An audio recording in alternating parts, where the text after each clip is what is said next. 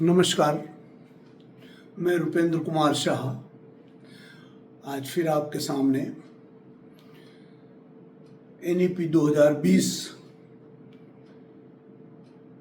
के अंतर्गत प्रारंभिक स्तर पर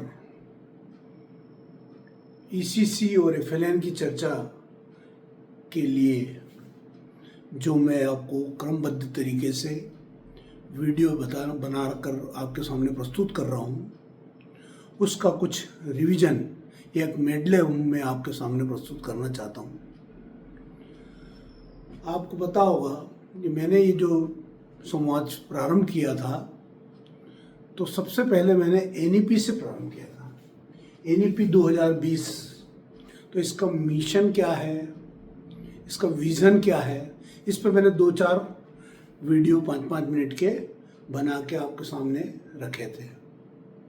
ये पूरा डॉक्यूमेंट लगभग काफ़ी प्रिंट में और PDF में और अन्य PPT के रूप में काफ़ी बड़ा और बहुत विस्तारपूर्वक लिखा गया एक डॉक्यूमेंट है।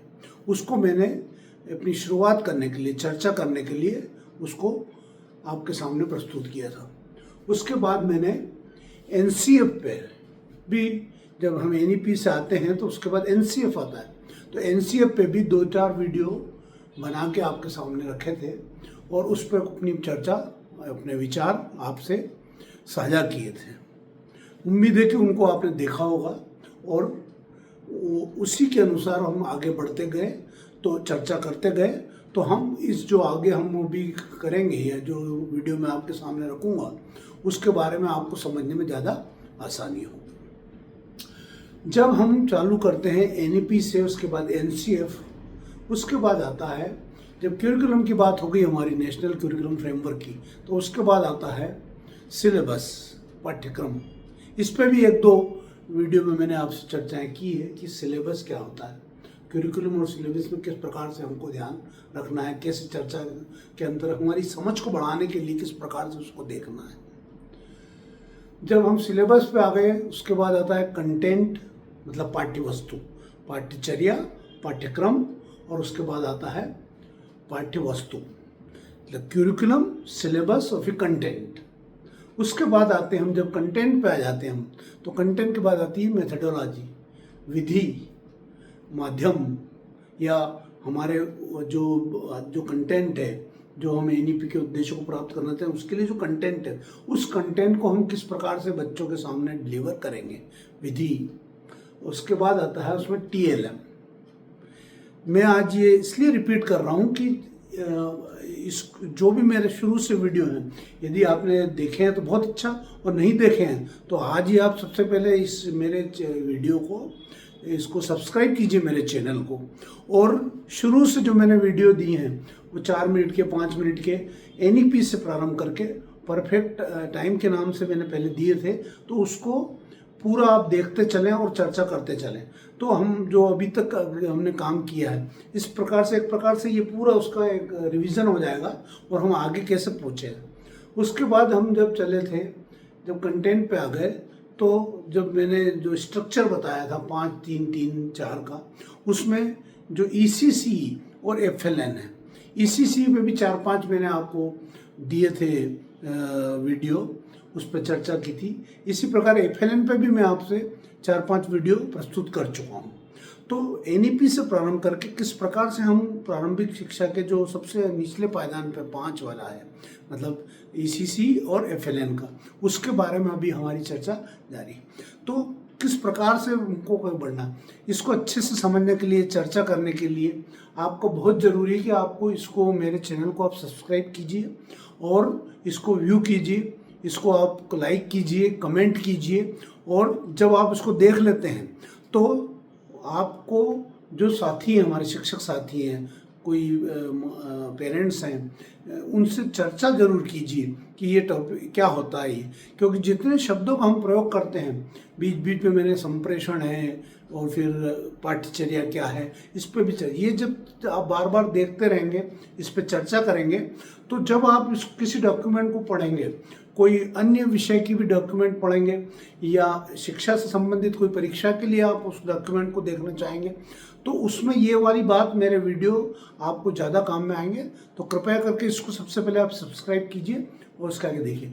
हम इसको आज थोड़ा सा कंक्लूड करते हैं कि NEP FLN में गोल्स क्या थे हमारे FLN के। एक गोल मैंने लिया था प्रारंभिक गिनती की अवधारणा, उसका मैंने टारगेट बनाया था 10 तक के अंकों को पहचानना और पढ़ना, जो उसी से लिया है मैंने। तो ये गोल हो गया, ये टारगेट हो गया।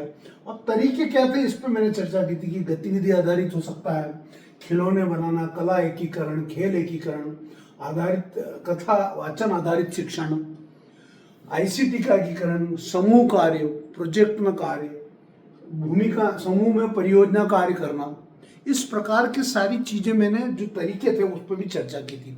अब ये हमारा टारगेट है, ये हमारे तरीके हैं। अब इसके टूल्स क्या हैं, तो इसको बहुत अच्छे से समझने की जरूरत है कि टूल्स मतलब क्या हो गया। कि तो सबसे बड़ा टूल हमारे पास हो गया टेक्स्ट बुक।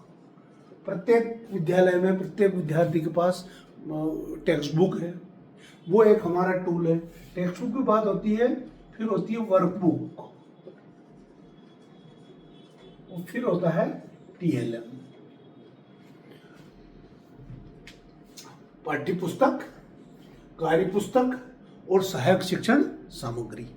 और इन सब को, इस टारगेट को प्राप्त करने के लिए इन तरीकों से, इन टूल का उपयोग करने के लिए एक बनाया है टीचर गाइड, शिक्षक संदर्शिका,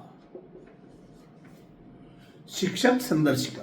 ये चारों हमारे टूल हैं वहाँ पे प्रत्येक विद्यालय में जो कक्षा पहली, दूसरी, तीसरी का शिक्षण कराते हैं, उन शिक्षकों के लिए ये सारी चीजें बनाई गई।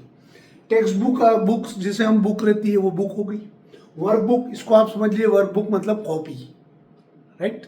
अगर कोई लेखन का कार्य है, कुछ चित्र बनाने का कार्य है, तो विद्यार्थी कहाँ करेगा। हालांकि टेक्स्ट बुक में भी कुछ कुछ स्थान दिए हुए हैं, लेकिन उसको और इन्फोर्स करने के लिए, और अच्छा मजबूत करने के लिए वर्कबुक में स्थान दिया रहता है, उसमें बच्चा विद्यार्थी करेगा। TLM, कई ऐसे मटेरियल हैं जो हमारे को आसपास उपलब्ध है, जिनका हम TLM के रूप में उपयोग करते हैं। लेकिन कुछ ऐसे होते हैं कि जो कि हमको उपलब्ध नहीं है, तो उनको बना के या उनको अच्छे से मतलब एक्सप्लेन करने वाले चीज़ें लेके, और वो भी वहाँ पे बनाए गए हैं और आपको दिए गए हैं। उसके बाद है टीचर गाइड, इन सबका उपयोग करें।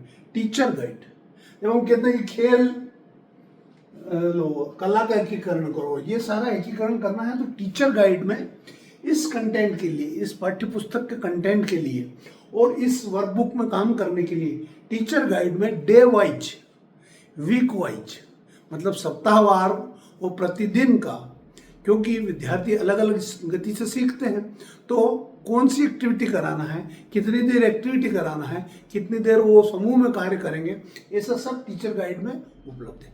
टीचर गाइड भी करीब अच्छी वॉल्यूम में है, थोड़ा उसका 200-300 पेज का होता है।